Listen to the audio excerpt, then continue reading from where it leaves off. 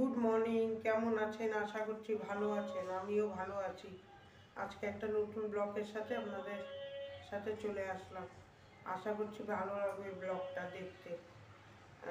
ভালো লাগলে একটা লাইক দেবেন আর আমার সাথে থাকবেন। এখন বাজে 9:10, এখন থেকে শুরু করলাম। তো এখন বাসন মাজবো, মেয়ে খেয়ে কাজে চলে গেছে। এখন আস্তে আস্তে সব কাজগুলো আমি সারবো। এখন এই ঠান্ডা লেগেছে বলে বেশি সকালে আমি রান্নাটুকুই করতে পারছি, তারপরে বাসন টাসনগুলো থাকছে, জলে হাত দিতে পারছি না। একটু বেলা হলে তারপরে আমি হাত দিচ্ছি। কার ভালো লাগছে একটা লাইক দেবেন। আপনারা তো কমেন্টও করছেন না, ভালো লাগছে কিনা সেটা জানাচ্ছেনও না।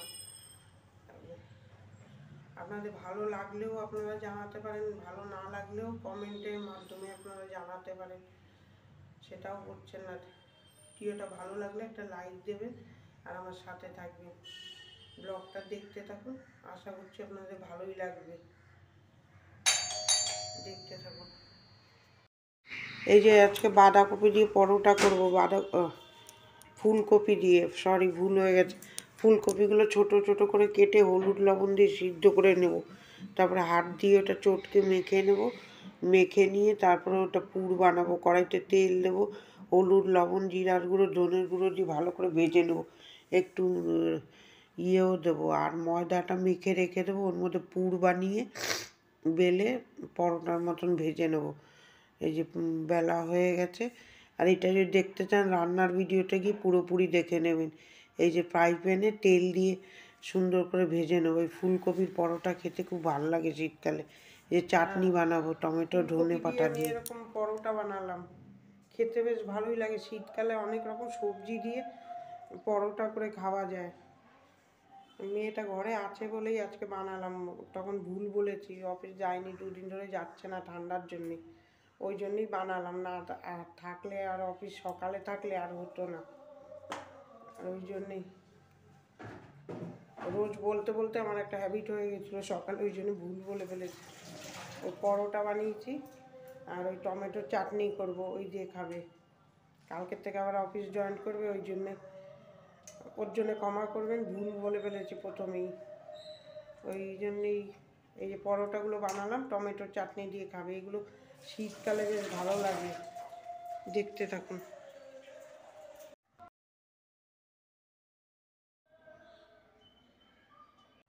এই যে টিফিন খাওয়া হলো, এবার বাসন কিছুটা মেজে নিয়েছি, আবার টিফিনে বাসন মেজে একবারে ডাল ভাত বসাবো, বাসন গুছাবো। দেখতে থাকুন, বাসনগুলো মেজে নিই। এই যে টিফিনের বাসন বেরিয়েছে কতগুলো, ওই দেখুন সকালের বাসন। আবার টিফিনের বাসনগুলো মেজে নেব। সব খাওয়া দাওয়া হয়ে গেছে। ওই ফুলকপির পরোটা আর চাটনি দিয়ে আমরা 3জনে খেয়ে নিলাম। এবার বাসনগুলো সব গুছিয়ে নেব। ওদিকে ভাতের জল বসিয়ে দিয়েছি, ভাতের জলটা বসিয়ে সব বাসনগুলো গুছিয়ে নেব। গুছিয়ে নিয়ে তারপরে একে একে কাজ করব। আজকে সব পরিষ্কার করবো। রান্নাঘরে মশলাপাতি ইয়েটা ভাবছি, ওর জন্য রান্নাটা তাড়াতাড়ি করব। এদিকে আলু ভাজা বসালাম। মেথি শাক দিয়ে করব। প্রথমে ভেবেছিলাম মেথি শাক দিয়ে পরোটা করব, কিন্তু না, মেয়েটা খাবে না বলে ওইটা করলাম না, ওটা কেটে রেখে দিয়েছি। এদিকে আলুটা ভাজতে বসালাম। ভাজা হয়ে গেলে এই যে এরকমভাবে মেথি শাকগুলো দিয়ে ভেজে নেবো। ওইদিকে ডালটাও, মটর ডালটাও সিদ্ধ হয়ে গেছে। কড়াইতে তেল দিলাম, শুকনো লঙ্কা আর 5 ফোড়ন দিয়ে ফোড়ন দিয়ে দেবো। একটু নামানোর আগে ধনে পাতা দিয়ে দেবো, চিনি দিয়ে দেবো একটু। এদিকে খাসির ঠ্যাং এনেছে আজকে। খাসির ঠ্যাং খাওয়া খুব ভালো শীতকালে।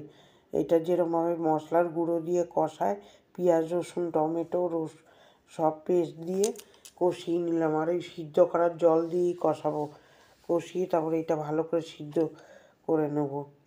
যে এই যে জলটা দিয়েই কষাবো আর এইগুলো উঠিয়ে নিব। ভালো করে সিদ্ধ করে নিলে খেতে ভালো লাগে। এবার চলে আসলাম এই যে মশলাপাতির কৌটাটা পরিষ্কার করতে। অনেক দিন ধরে করব, সেই সংক্রান্তিতে করব, সে আর হলো না। এই এখন করছি।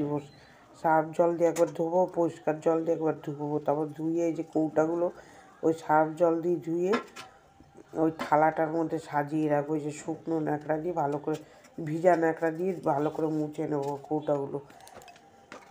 এই যে সব মশলাপাতিগুলো এরকমভাবে সব কটা পরিষ্কার করে নিয়ে রেখে দেবো থালার মধ্যে সাজিয়ে।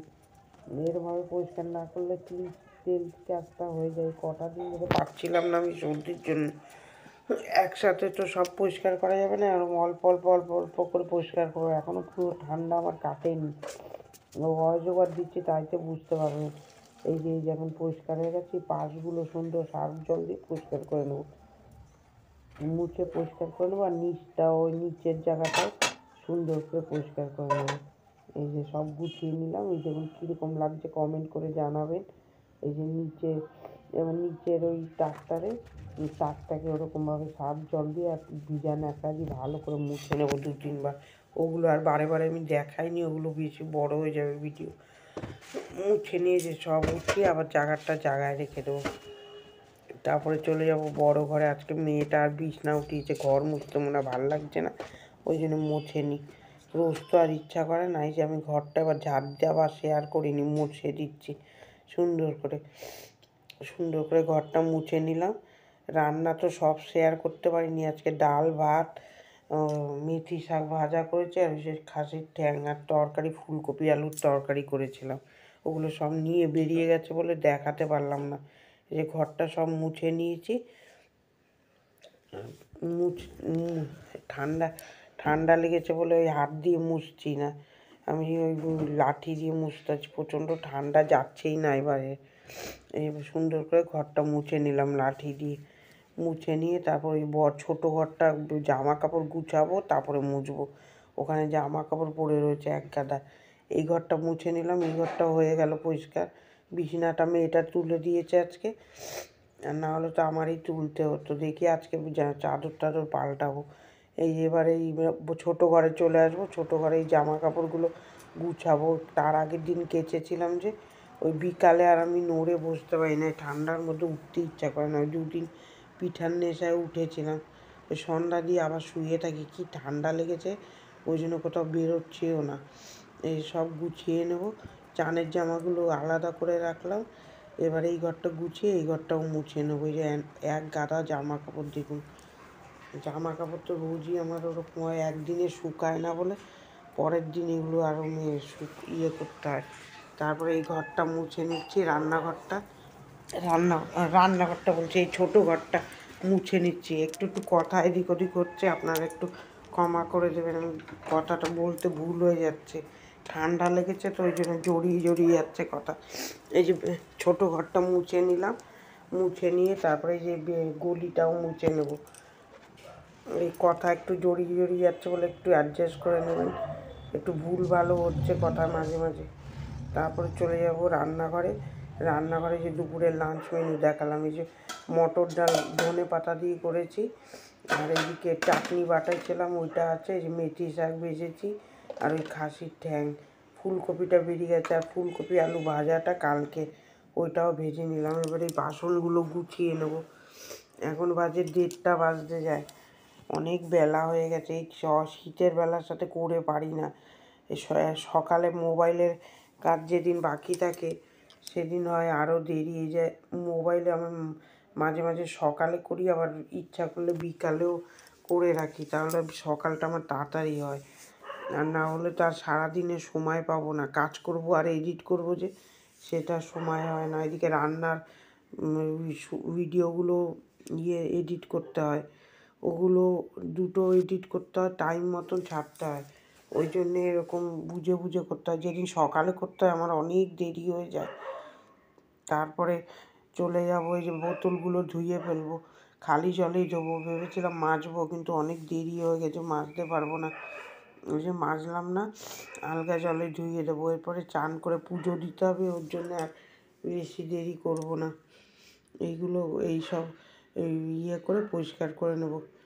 মাংসর ঠ্যাং শীতকালে খেলে ওই খাসির ঠ্যাংগুলো শরীরে ক্যালসিয়াম হয়, আর শরীর খুব ভালো হয়, ঠান্ডাটা কম লাগে। এই যে খাসির ঠ্যাং রান্না করেছি দেখুন।